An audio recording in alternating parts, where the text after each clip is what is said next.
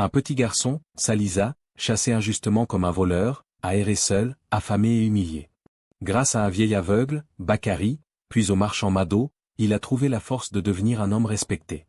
Des années plus tard, il est revenu là où on l'avait rejeté, non pas pour se venger, mais pour tendre la main. Sa plus grande victoire n'a pas été la richesse, mais le pardon, offrir à ceux qui l'ont banni un avenir, une école, un puits, et surtout une leçon gravée pour toujours, celui qui rejette un enfant rejette l'avenir. Salisa est mort en paix, laissant derrière lui un village où plus jamais un orphelin ne dormira dehors. Le bannissement. Le soleil n'est même pas encore levé quand Salisa, 12 ans, se glisse hors de la petite case en argile qu'il partageait autrefois avec sa mère. Elle est morte depuis 2 saisons sèches. Tout ce qu'il possède, c'est un vieux talisman en cuir qu'elle lui a passé autour du cou juste avant de rendre son dernier souffle. Ce matin-là, un cri perce le silence. Une femme affolée, criant « Un voleur !» Le poulet du chef. Il a disparu. Les villageois se rassemblent, formant un cercle poussiéreux autour de la case abandonnée où Salisa dort. Le chef, un homme grand et sec, avance d'un pas lourd. « Chef, ton autoritaire, qui d'autre qu'un bâtard sans père ni mère oserait toucher à ce qui ne lui appartient pas ?» Salisa est tiré de sa torpeur. Ses yeux implorent la pitié. Il sait qu'il n'a rien volé. Mais qui écouterait un enfant sans clan? On le traîne devant la grande pierre du conseil. Les vieux du village, assis en arc de cercle, échangent des regards. Personne ne parle pour lui. Salisa, voix brisée, « Je n'ai rien pris. Je vous jure. » Une vieille femme au visage creusé de rides s'avance, pose une main sur son épaule. Il croit qu'elle va le défendre. Elle murmure seulement. « Vieille du village, si tu reviens, c'est la mort. » Sans cérémonie, le chef arrache un morceau de pain rassis, le jette aux pieds de Salisa, et pointe le sentier vers la forêt. « Chef, sec, va et que tes pains ne reviennent jamais ici. » Sous le regard de tous, Salisa ramasse son pauvre baluchon, un morceau de pagne noué autour de quelques fruits secs, son talisman serré contre son torse.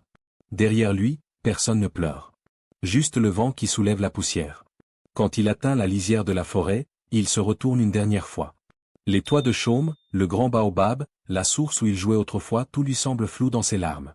Il comprend déjà qu'il devra apprendre à survivre dans un monde qui ne veut pas de lui. Les années d'errance. Salisa avance dans la forêt sans savoir où il va. Ses jambes nues sont griffées par les ronces. Il serre son talisman contre sa poitrine, comme si la voix de sa mère vivait encore dedans. La première nuit, il se blottit sous un arbre géant. Le vent hurle entre les branches, les hyènes rient au loin. Il n'a qu'un petit pain sec à ronger. Il mord dedans, puis s'arrête, un écureuil famélique le fixe, tremblant. Salisa brise le pain en deux et lui tend un morceau. Dans ce geste, il garde son humanité, malgré tout. Les jours passent. Il erre de village en village. À chaque fois qu'il approche, les chiens aboient, les hommes le chassent avec des bâtons. Ses pieds sont en sang, ses ongles noirs de poussière. Un matin, épuisé par la faim, il s'effondre sur le bord d'un chemin poussiéreux. Un vieillard aveugle, vêtu de guenilles, s'avance vers lui, guidé par un long bâton taillé dans un vieux bois. C'est Bakary, le mendiant dont tout le monde se moque. Salisa entend sa voix avant de le voir. Bakary, voix grave, douce, tu trembles comme un oiseau tombé du nid. Relève-toi, petit. Bakary s'assoit à côté de lui, sort un bol d'eau tiède de sa besace et le lui tend. Salisa boit, tremblant. Il sent ses forces revenir, lentement. Salisa, faible, pourquoi tu m'aides? Personne ne veut de moi. Bakary, soupirant, j'étais comme toi, autrefois. Ils ont pris ma vue, mais pas ma vision. Pendant des jours, Salisa suit Bakary dans les ruelles poussiéreuses. Il apprend à mendier sans honte, à recevoir sans baisser les yeux. Ils dorment sous les porches, parfois dans un champ de mil après la récolte. Une nuit, alors que la lune est haute, Bakary lui murmure. Bakary, écoute bien, Salisa. Un homme peut perdre sa maison, son nom, sa dignité, mais jamais sa soif de vérité. Ne laisse pas la haine te dévorer. Salisa fixe les étoiles. Son ventre grogne, mais dans son cœur, une graine a été plantée. Un jour, il ne sera plus ce garçon chassé comme un chien. Bakary tombe malade quelques lunes plus tard. Sur son grabat de fortune, il tend un vieux collier de perles à Salisa. Bakary, dernier souffle, offre-le à celui qui te tendra la main, quand je ne serai plus là. Salisa le serre fort contre son cœur, aux côtés du talisman de sa mère. Quand Bakary ferme les yeux pour la dernière fois, Salisa sait qu'il vient de perdre son seul abri, mais qu'il doit continuer. Errer encore, marcher encore, jusqu'à ce que le destin place sur sa route celui qui changera tout, Mado. La rencontre inattendue. Salisa a maintenant 17 ans. Les années l'ont rendu plus fort, mais ses joues restent creuses et ses mains tremblent quand la faim dure trop longtemps. Il est dans une grande ville poussiéreuse, où les caravanes marchandes passent à l'aube comme des serpents de tissu coloré. Un soir, alors que le vent du désert souffle de la poussière dans ses yeux, Salisa s'écroule près d'un vieux temple abandonné. Il serre contre lui le collier de Bakary, glisse un doigt sur le talisman de sa mère. Ses paupières se ferment, trop lourdes. Au petit matin, un homme corpulent, à la barbe soigneusement taillée, s'arrête devant lui. Mado, marchand de passage, observe ce garçon crasseux qui dort à même les dalles froides. À ses côtés, un jeune porteur tente de le chasser du pied. Porteur, moqueur, maître Mado, ce chien va faire fuir vos clients. Mais Mado lève la main. Il s'accroupit, scrute le visage de Salisa. Quelque chose dans la maigreur digne et la main fermée sur le collier le touche. Mado, calme, et « réveille-toi, garçon ». Salisa ouvre un œil, prêt à s'enfuir comme un rat. Mais Mado pose une date dans sa main. L'odeur sucrée réveille une faim presque douloureuse. Salisa hésite. Mado, ferme, mange. Salisa mord à pleines dents. Ses larmes coulent, sans qu'il ne sache pourquoi. Mado l'observe en silence. Mado, tu as un nom? Salisa, la voix cassée, Salisa. Mado, as-tu des mains pour travailler, Salisa? Le garçon relève la tête, le visage encore barbouillé de larmes et de poussière. Salisa, j'ai que ça, monsieur. Mado se redresse, tape dans ses mains. Deux porteurs viennent, surpris. Mado, ordonne, il travaillera avec vous. Porteur, balayeur, vendeur de rue, peu m'importe. Il mangera ce qu'il gagne. Salisa suit la caravane dès le lendemain. Les jours sont longs, les charges lourdes, mais chaque soir il a un bol de riz, un morceau de pain, parfois même de la viande séchée. Mado l'observe discrètement. Il voit comment ce gamin épie les négociations, retient chaque prix, note chaque geste. Une nuit, alors qu'ils dorment près du feu, Salisa approche timidement. Il sort le collier de Bakary, le place dans la paume de Mado. Salisa, voix tremblante, un vieil aveugle me l'a donné. Il a dit de l'offrir à celui qui me sauverait la vie. Mado referme ses doigts autour du collier. Un silence lourd s'installe. Puis, il éclate d'un petit rire. Mado, souriant, garde-le. Ce collier, c'est toi. Et ce que tu seras demain, c'est toi aussi. Les années passent.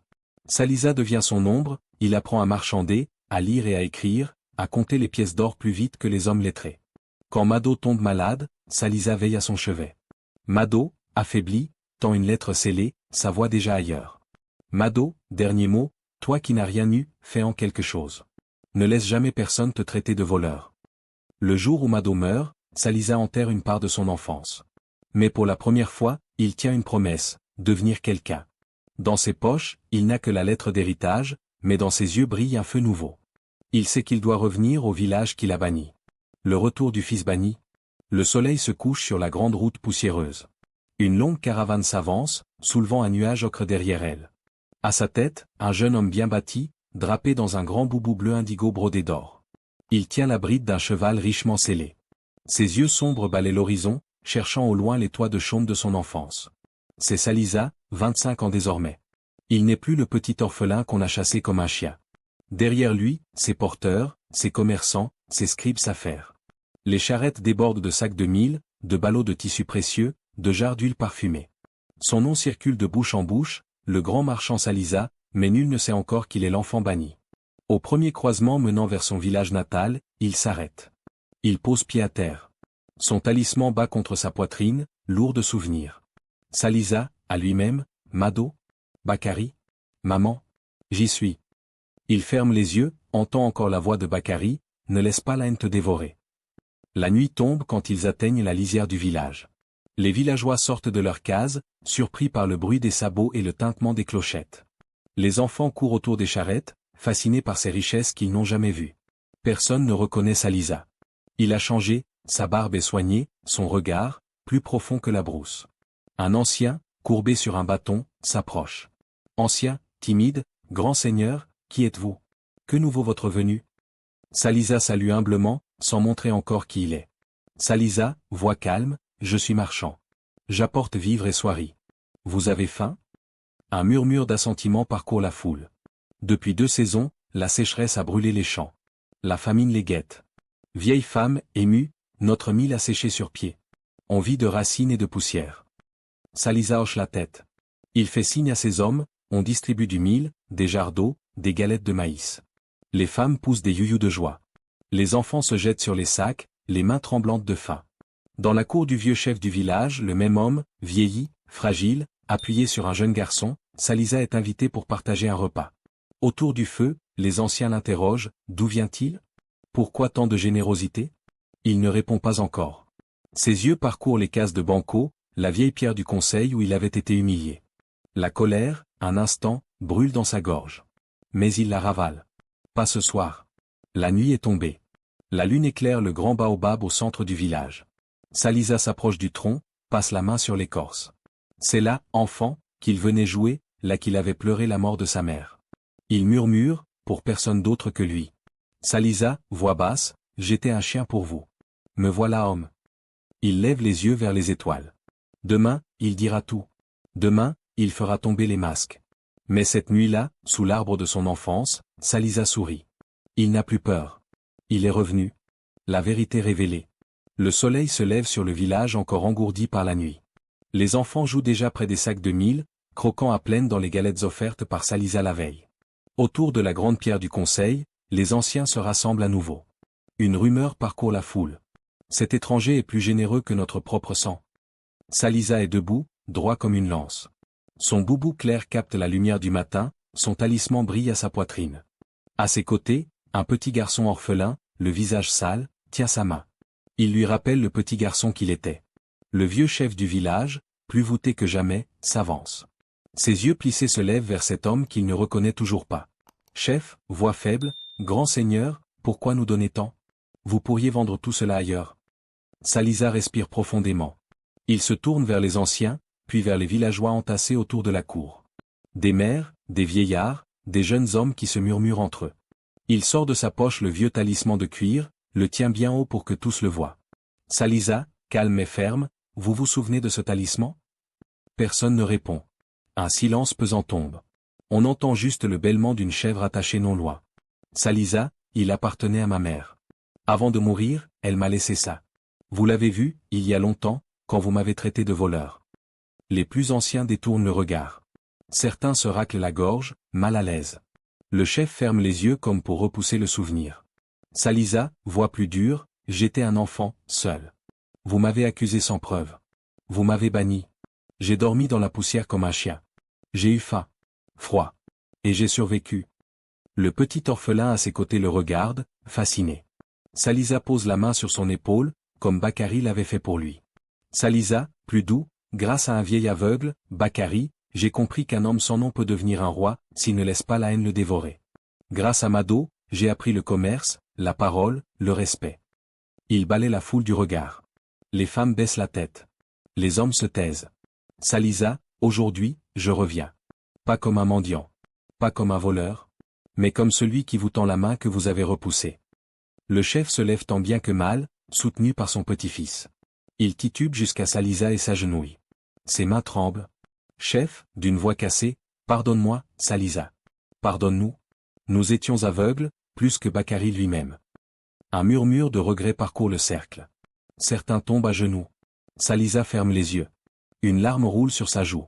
Dans son cœur, la rancune lutte encore, mais la voix de Bakary résonne, laisse la vérité te libérer. Salisa, soupirant, je vous pardonne. Mais je ne vous appartiens plus. Mon nom, ma dignité, je les ai reconquis seul. Il serre la main du petit orphelin, lève son bras vers la foule. Salisa, plus jamais un enfant ne sera chassé comme un chien de ce village. Plus jamais. Les femmes se mettent à pleurer, les enfants chantent son nom. Salisa.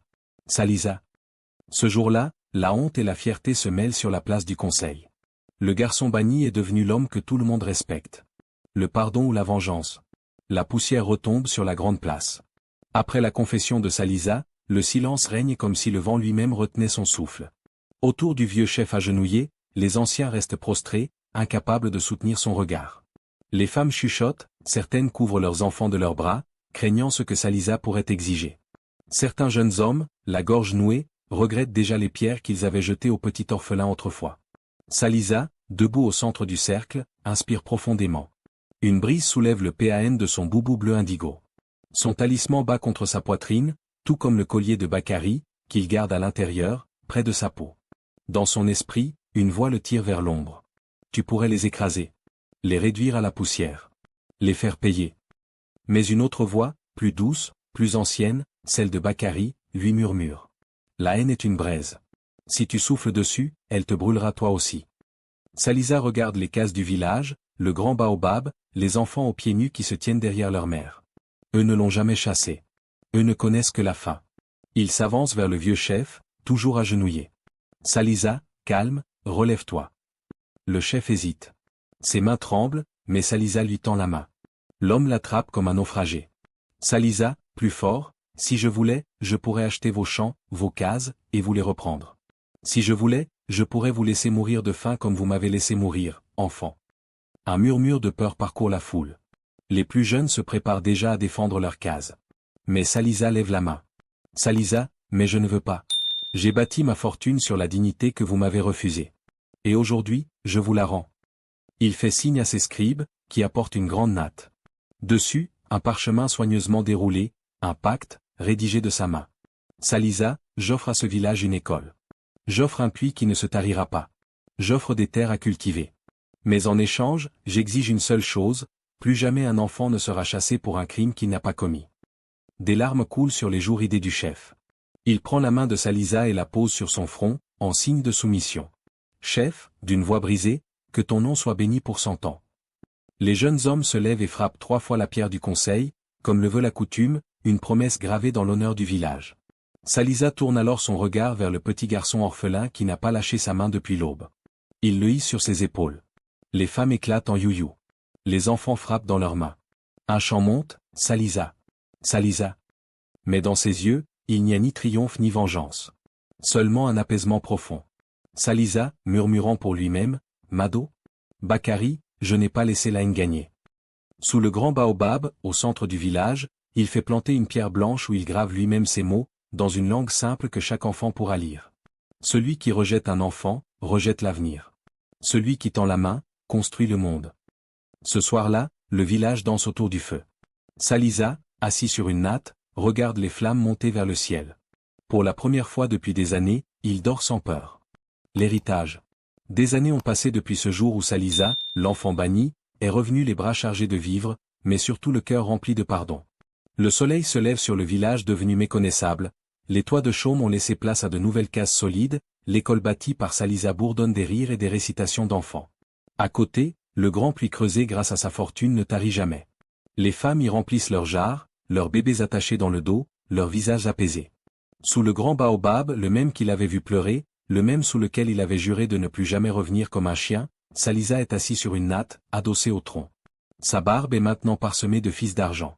Son boubou est simple, sans broderie. À ses pieds, un cercle d'enfants est assis, les yeux grands ouverts. Parmi eux, Salisa, la petite qu'il a adoptée, qui porte son nom pour rappeler au monde qu'un nom peut renaître. Elle a 8 ans, malicieuse, les tresses serrées, le même collier de Bakary à son cou. Il raconte, de sa voix grave et lente, l'histoire de l'orphelin qu'il était. Il ne cache rien, la faim, le bannissement, la haine qui a failli le ronger. Mais chaque enfant l'écoute, fasciné, parce qu'il ne termine jamais sans rappeler ce qu'il a sauvé. La main tendue, le pardon, et le courage de se relever. Salisa, souriant, souvenez-vous, mes enfants. Le plus pauvre d'entre vous peut devenir un roi, si son cœur est plus grand que sa rancune. La petite Salisa, sa nièce adoptive, pose sa tête sur ses genoux. Elle chuchote timidement. Petite Salisa, doucement, et si un jour, il me rejette aussi? Salisa caresse ses tresses avec tendresse. Il pose son talisman, celui de sa mère, dans ses petites mains. Son dernier cadeau. Salisa, très doux, alors tu reviendras plus forte. Et tu donneras encore plus que tu n'as reçu. Le vent du soir se lève, agite les branches du baobab. Les feuilles bruissent comme un cœur ancien. Salisa ferme les yeux. Dans ses rêves, il entend Bakary rire, Mado lui tendre la main. Il revoit sa mère, au bord de son lit de mort, posant le talisman sur sa poitrine.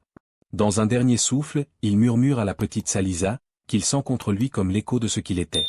Salisa, souriant, promets-moi, promets que plus jamais un enfant ne dormira dehors. Elle serre le collier contre son cœur, comme un serment éternel. Au village, les générations se succéderont. Mais sous le grand baobab, chaque enfant saura lire la pierre blanche gravée de ces mots. Celui qui rejette un enfant, rejette l'avenir. Celui qui tend la main, construit le monde. Et ainsi, l'orphelin injustement banni est devenu le père d'un village où plus personne ne sera seul. Des années plus tard, au pied du grand baobab, une brise tiède agite encore les feuilles comme une prière murmurée.